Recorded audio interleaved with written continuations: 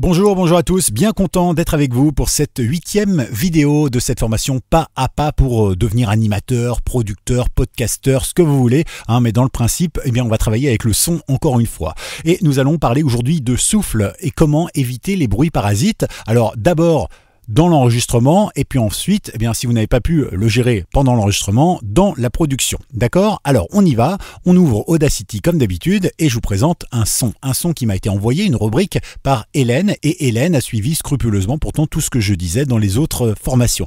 Et donc je me suis posé un peu la question et je me suis dit, tiens, c'est peut-être l'occasion de faire un rappel. Alors on voit tout de suite que ce son a deux soucis. Le problème, c'est le souffle ici, vous voyez.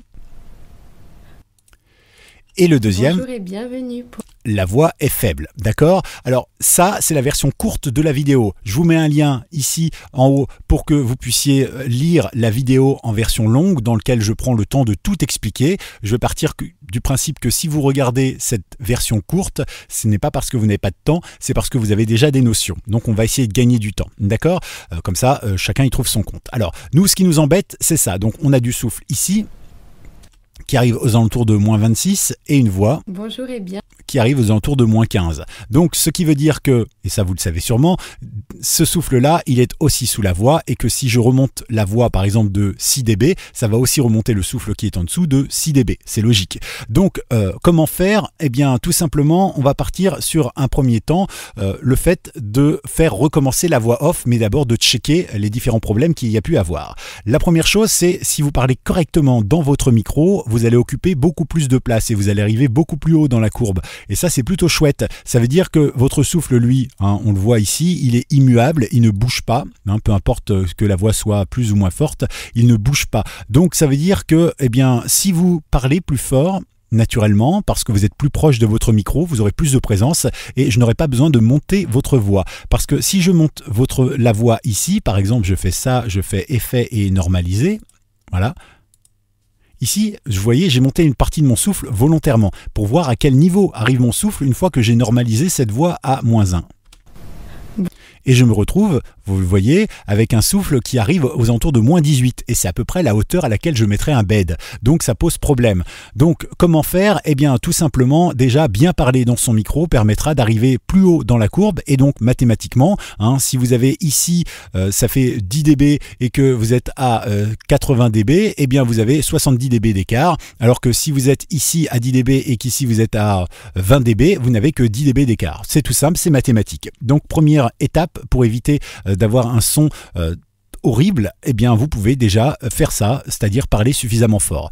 Vous pouvez aussi régler votre matériel, c'est-à-dire que le but n'est pas de crier, le but est tout simplement d'amplifier la voix avec la présence naturelle en se rapprochant du micro ou tout simplement en utilisant le potentiomètre de votre carte son, le petit bouton pour monter le volume input de votre carte son pour que le préampli puisse faire son travail et apporter plus de force à la voix.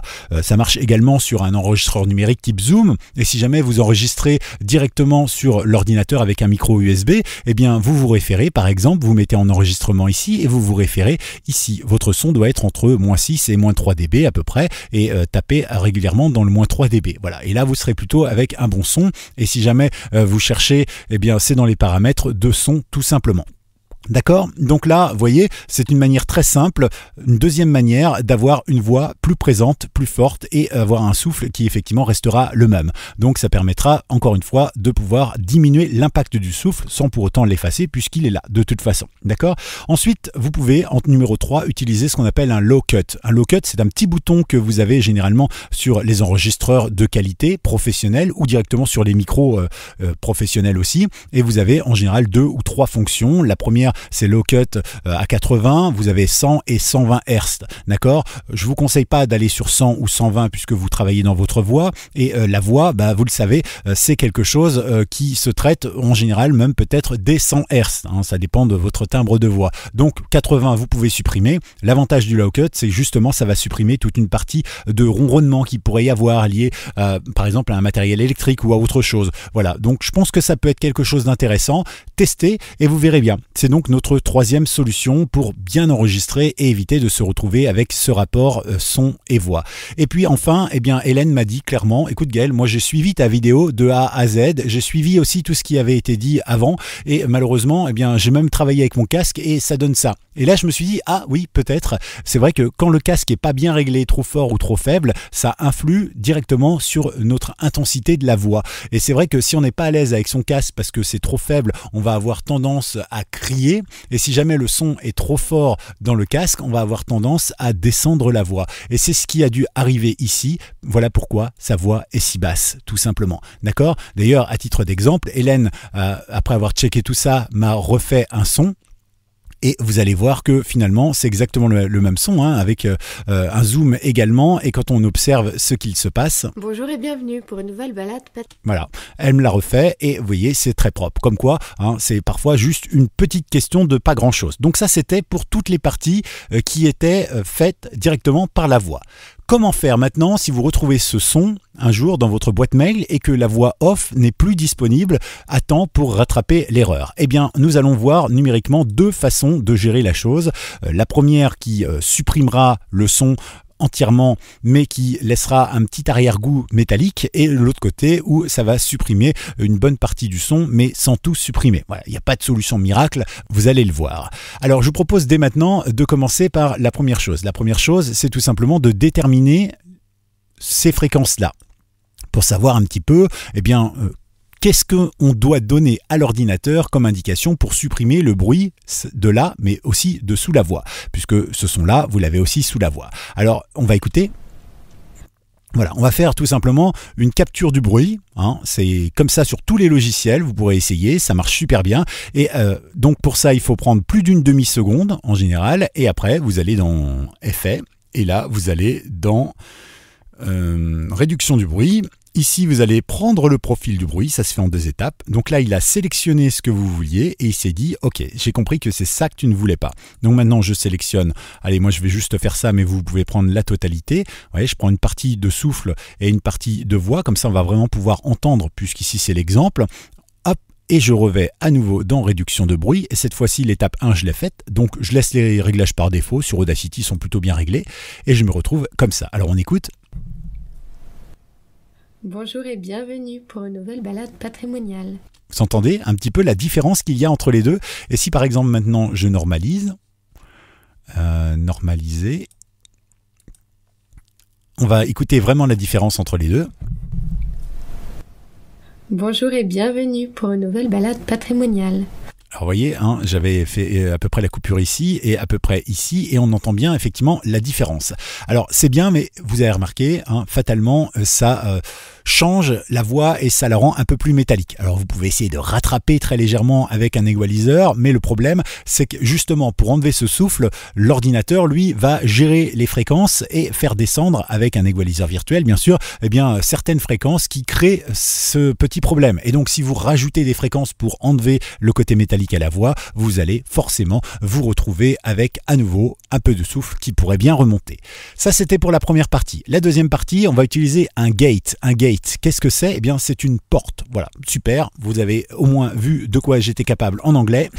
Non, tout simplement on va fixer un seuil, hein, c'est-à-dire on va fixer un niveau. Admettons qu'on fixe par exemple moins 20 dB. Eh bien tout ce qu'il y a en dessous va être supprimé, tout simplement. Et tout ce qu'il y a au-dessus va rester. Autrement dit, si par exemple je sélectionne ceci, eh bien tout ce qu'il y a ici qui est largement en dessous des moins 20 décibels va disparaître, et tout ce qui est ici va rester. Mais le souffle qui est dessous va rester aussi. C'est exactement ce que je vous disais au tout début. D'accord? Donc on va faire un test pour vous montrer un petit peu. Par exemple, nous on va faire ça. Voilà. Et vous allez voir que sur Audacity, c'est pas mal. Et on va aller donc dans Effets toujours, et cette fois-ci on va aller dans Porte à bruit, autrement dit Gate, c'est bien parce qu'ils l'ont traduit. Et le Gate Audacity, il propose deux choses qui sont plutôt sympas. Le premier, eh bien, c'est analyser le niveau de bruit, c'est ce qu'on va faire en premier, et après effectivement on utilisera le Gate. Donc là on ne touche à aucun réglage, on va simplement lui demander d'analyser à quel niveau je dois mettre mon Gate. Et il me le dit, pour une demi-seconde, c'est voilà 22,83, et donc par exemple, il faudrait le mettre à 21, par exemple. Et encore parce que là, j'ai récupéré un bruit qui était un bruit d'accroche de micro, parce que tout à l'heure, j'ai fait le test pour la vidéo longue et j'étais à moins 23. Donc, vous voyez, il n'y a pas de souci. Donc, ce qu'on va faire maintenant qu'on a ceci, eh bien, je vais simplement sélectionner cette partie-là pour vous montrer. Et on va se mettre en suivre tout simplement. On va aller à moins 21. Alors c'est ici. Voilà, alors cette fois-ci, on passe bien sur le gate. Et ici, du coup, bon, on va aller à moins 21. Voilà, et moins 21. Alors l'avantage, c'est que ça ne va pas dénaturer la voix, mais si vous forcez trop sur le gate, eh bien vous allez vous retrouver avec un effet de pompe, puisque ça va supprimer tous les petits sons qu'il peut y avoir à l'extérieur. D'accord? Vous voyez, ici, je n'ai absolument plus rien. Voilà, il n'y a plus de son, hein, tout simplement. On est d'accord? Donc si on écoute... Bonjour et bienvenue pour une nouvelle balade patrimoniale. Et vous voyez qu'effectivement, ça n'a rien enlevé sous la voix, c'est normal, puisque le souffle plus la voix...